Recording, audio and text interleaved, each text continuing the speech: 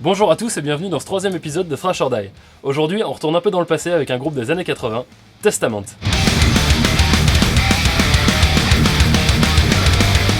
Testament, c'est un groupe qui est né à Auckland en 1983 sous le nom de Legacy, mais ils ont dû changer de nom à la sortie de leur premier album parce qu'il était déjà déposé. Donc ils se sont appelés Testament et ils ont gardé Legacy pour le titre de l'album qui est sorti en 1987.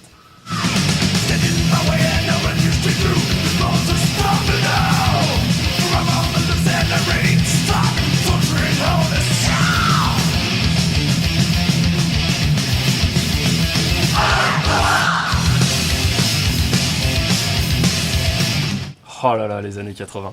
Le truc marrant, c'est qu'au début, leur chanteur, c'était Steve Zitro Souza, qui est passé chez Exodus maintenant. Mais depuis 86, leur frontman, c'est le légendaire Chuck Billy. Et vous l'avez déjà entendu dans Metallica. Si, pour leur série de Noël.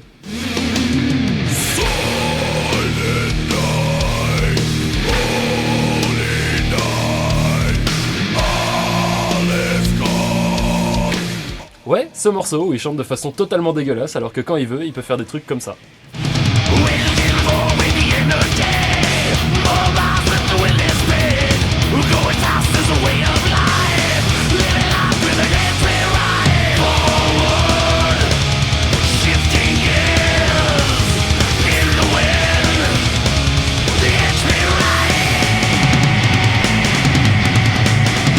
Cette puissance, putain.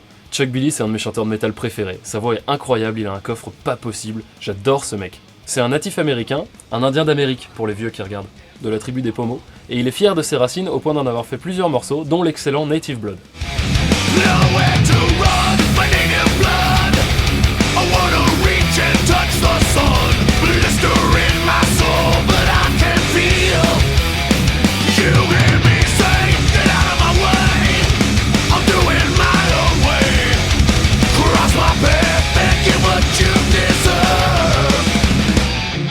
Le seul autre membre à part Chuck qui est toujours resté dans Testament, c'est Eric Peterson, le guitariste rythmique. Ouais, au début c'était le cas, mais maintenant il fait un peu de solo aussi.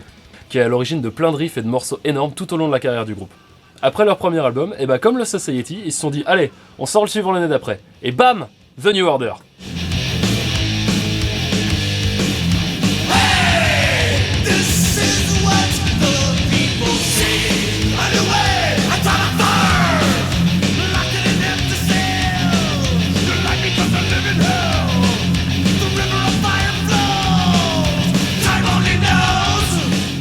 Encore un bon gros classique du thrash des années 80 qui fête ses 30 ans cette année, et les morceaux sont toujours aussi énormes 30 ans après. On se rend déjà bien compte de la virtuosité de leur guitariste lead, Alex Skolnick, qui à l'époque où il a intégré Testament en 83 avait 15 ans. Ça vous rappelle personne ? Et lui aussi vous l'avez déjà vu sur la chaîne. Dans le dernier épisode de Metallica, c'est le guitariste de Metal Allegiance. Ouais, celui qui se filme sur un toit d'immeuble tout pourri. Alex, je suis pas fier de toi, hein. Heureusement que c'est un pur guitariste, ça rattrape. D'ailleurs, on va parler un peu de guitare, tiens. Comme j'ai déjà pu le dire avant, dans le thrash, on use et on abuse du palm mute et des power chords. Et c'est sur l'enchaînement de ces power chords qu'on va construire un riff de thrash. Très souvent, on ira chercher des intervalles bien dissonants pour appuyer l'agressivité du bousin. Par exemple, le triton et la seconde mineure. On met ça dans un mixeur avec du palm mute et un tempo à 160 minimum et ça donne des trucs dans le genre.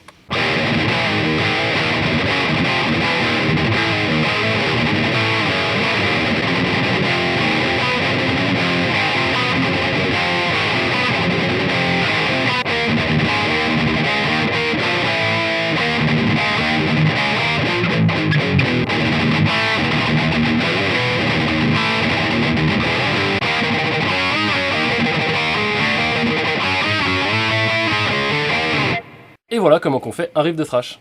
Bon, en vrai il y a beaucoup plus de possibilités que ça, mais on a encore du pain sur la planche avec Testament, alors on va pas s'éterniser là-dessus.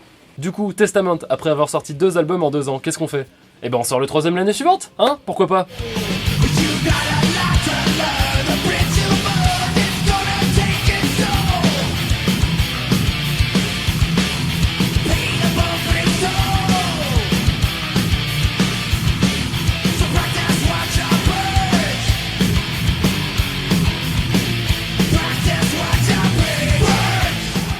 Practice What You Preach, qui est un peu en dessous par rapport à l'album précédent, mais à sa décharge, c'est compliqué de passer après un classique comme The New Order. Enfin, au pire, ils nous sortiront bien un album un an après pour rattraper, hein. Quoi ? Ils l'ont fait, putain.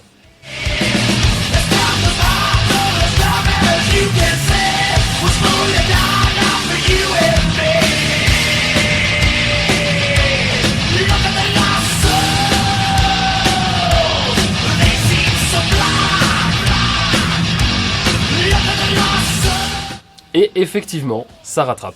Encore un album de bonne facture, malheureusement ça ne va pas durer, parce qu'après ça un fléau s'est abattu sur le groupe. Un fléau qui a touché énormément de groupes de thrash, ou même de métal en général, les années 90.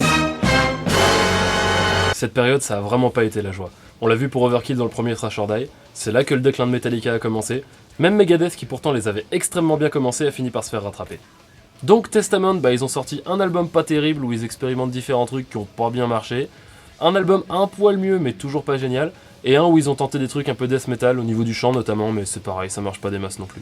Du coup, Alex Skolnick et le batteur ont quitté le groupe en 92, suivi par le bassiste en 96, et de manière générale il y a eu pas mal de changements de line-up sur cette décennie. Ce fut à ce moment précis, alors que tout espoir avait disparu.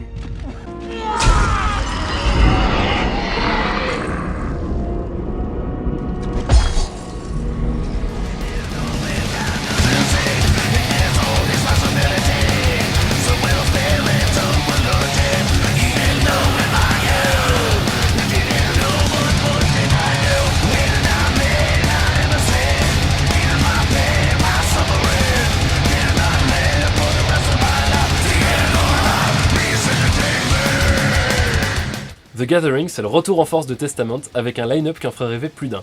Chuck Billy et Eric Peterson, bien sûr, Steve DiGiorgio, que vous connaissez de l'épisode sur la basse, Dave Lombardo, le batteur de Slayer, et James Murphy, qui a notamment joué dans Death. Voilà, les mecs se sont fait leur petit super groupe, tranquille. D'ailleurs, quand je faisais mes recherches pour l'épisode sur les super groupes, parmi les groupes que j'ai trouvés, je suis tombé sur Testament, The Gathering. Et le moins qu'on puisse dire, c'est que cet album a donné un bon coup de boost à Testament, avec un retour aux sources teinté de quelques nouveautés très appréciables, genre le son, qui a pavé la voie pour la suite. Et quelle suite, nom de Dieu!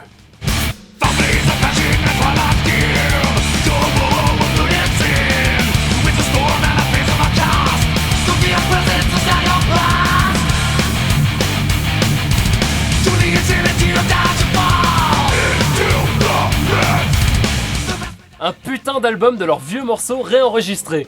Merci! Merci! C'est un truc que je trouve absolument génial. Parce qu'à l'époque de leurs premiers albums, ils avaient les morceaux, mais ils avaient pas forcément le son. Parce que le groupe était jeune et que la production était pas aussi propre que maintenant. Mais là, on a les morceaux qui déchirent, avec le son qui déchire encore plus. Il y a quelques groupes qui ont osé faire ça, genre Saxon, Manowar. Mais vous imaginez pas le nombre de groupes que j'aimerais voir faire ça. Notamment un en particulier. Par pitié, ô grand Dave, entends ma prière. Réenregistre Killing Is My Business. Tu sais qu'il le faut. Et au niveau du line-up, quelle meilleure occasion qu'un album d'anciens morceaux pour faire revenir leur guitariste Alex Skolnick. Ils ont gardé Steve DiGiorgio à la basse, et à la batterie c'est John Tempesta, qui a joué avec eux en 94 sur leur album Low, mais également chez Exodus. Et oui, encore. Que dire de plus sur cet album? C'est une merveille, voilà. Un best-of de Testament avec un son actuel, moi j'achète direct. Malheureusement, après sa sortie, Chuck Billy a été diagnostiqué avec une tumeur dans la poitrine. Du coup, ils ont mis le groupe en pause pendant un moment pour laisser le temps à Chuck de se soigner et de se rétablir. Vous connaissez l'expression « reculer pour mieux sauter » ? Eh ben...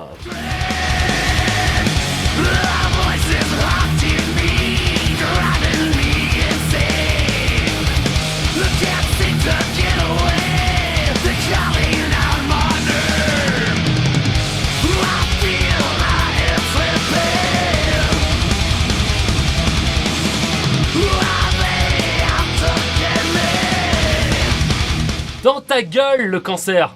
The Formation of Damnation, sorti en 2008. Cette fois-ci, pas de reprise d'anciens morceaux pour être sûr que ça va marcher. On a un nouvel album tout frais avec plein de morceaux absolument énormes.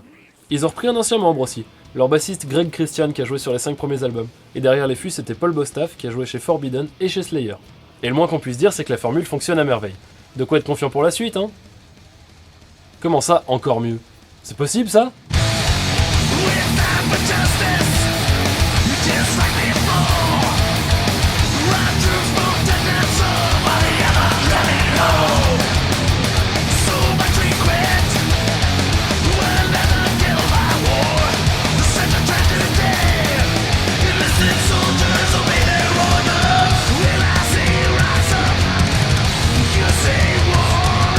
Ah bah ouais, putain. Dark Roots of Earth. Au moment où tu te disais qu'ils avaient déjà atteint le sommet, voilà qu'ils tombent sur la gueule un album encore plus dingue que le précédent. En même temps, cette fois-ci, ils ont fait appel à l'horloge atomique pour la batterie. Monsieur Gene Ogland qu'on a vu dans l'épisode 21. Cet album, c'est perle sur perle. Même le morceau titre Dark Roots of Earth qui est un mid-tempo, et Dieu sait que j'ai du mal avec les mid-tempo dans le thrash, mais là c'est de l'or en barre.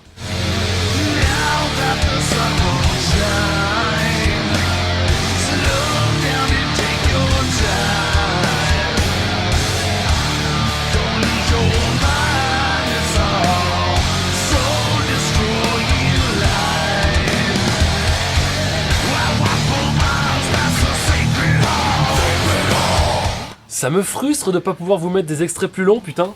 Allez l'écouter cet album. Il y a même une reprise de Maiden dessus, et elle déboîte bien comme il faut.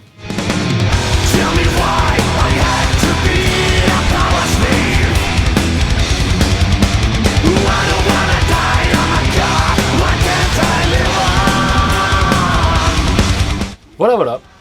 Bon bah, je pense que c'est bon là, ils ont arrêté, non? Encore? Non mais c'est chiant, ça fait déjà 2 fois que je me change là. Brotherhood of the Snake!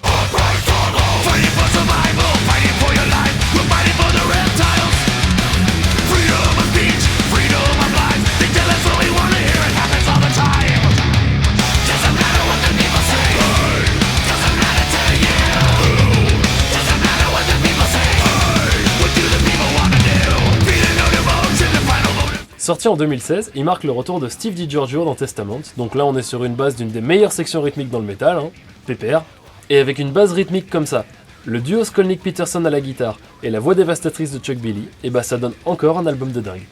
Exemple, écoutez-moi ce morceau, surtout au niveau de la façon de faire de la batterie.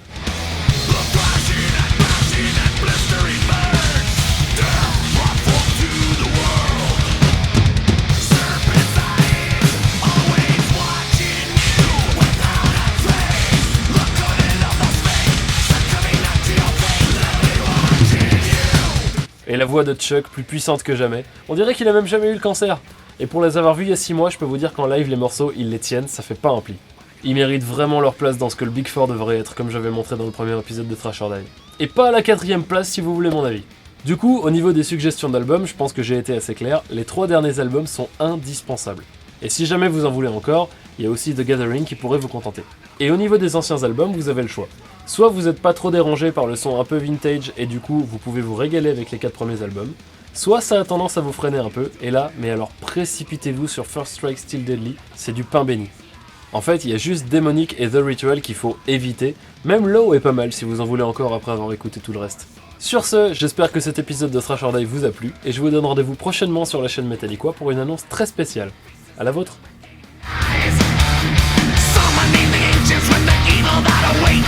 Reading from the book of the dead.